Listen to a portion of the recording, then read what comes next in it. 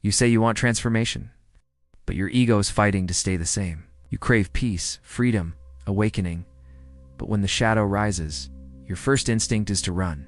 We all do it. We say we want healing until it asks for our comfort. We say we want truth until it threatens our identity.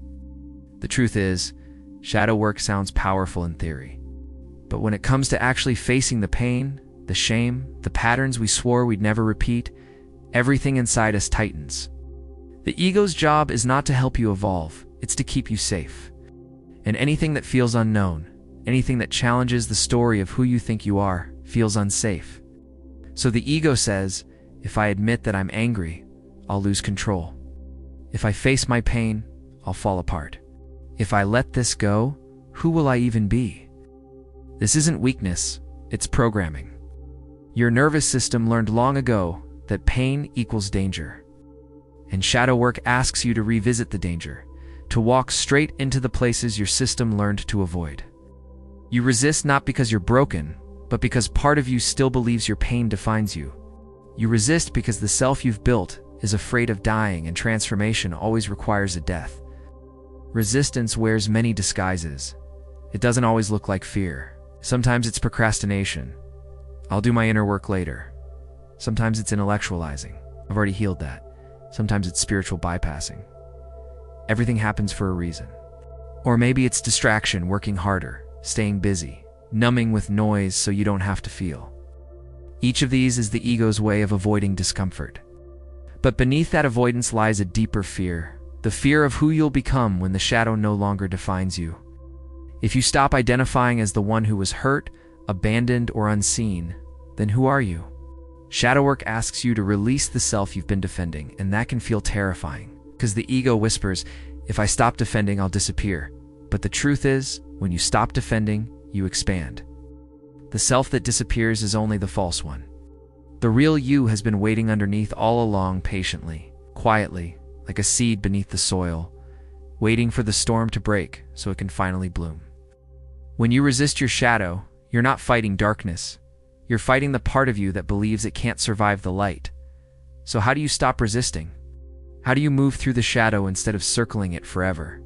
First, recognize your resistance without judgment. When you catch yourself avoiding the work, pause, breathe, say to yourself, I see that I'm afraid, and that's okay. Resistance doesn't mean you failed. It's a signal that you're entering sacred territory. It means something inside you is ready to be met with love. Second, create safety in the body. Shadow work isn't about pushing through fear, it's about creating enough safety to face it. Before you go into the darkness, ground yourself. Breathe deeply, feel your feet. Light a candle. Invite your higher self in. When your body feels safe, your shadow begins to soften. Third, talk to your shadow. Close your eyes and imagine sitting across from the part of you that feels ashamed or angry or scared. Ask it, what are you trying to protect me from? You might be surprised by the answer. The shadow isn't here to destroy you. It's been guarding your heart. When you finally listen, that protection turns into power. Fourth, grieve what the ego loses. Every transformation involves loss. You may have to let go of being the victim, the caretaker, the strong one. Mourn those identities. Let them dissolve, because only through that release can the new self emerge. And finally, integrate the lesson. After shadow work, don't rush to feel light again. Sit in the stillness. Reflect, journal, move your body, rest.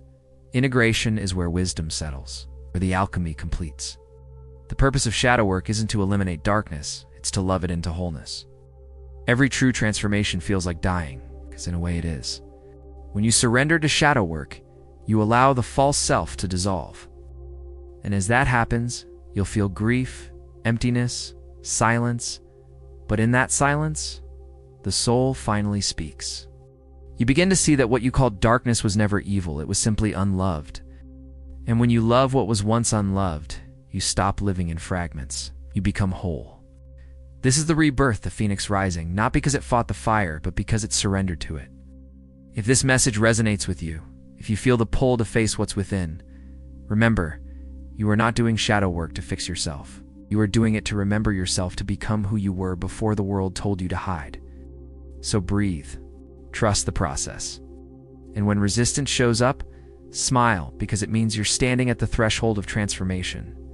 If you'd like to go deeper into this journey, subscribe to the Phoenix Path and join this community of souls doing the real work, awakening through shadow, healing through truth, and rising through the fire.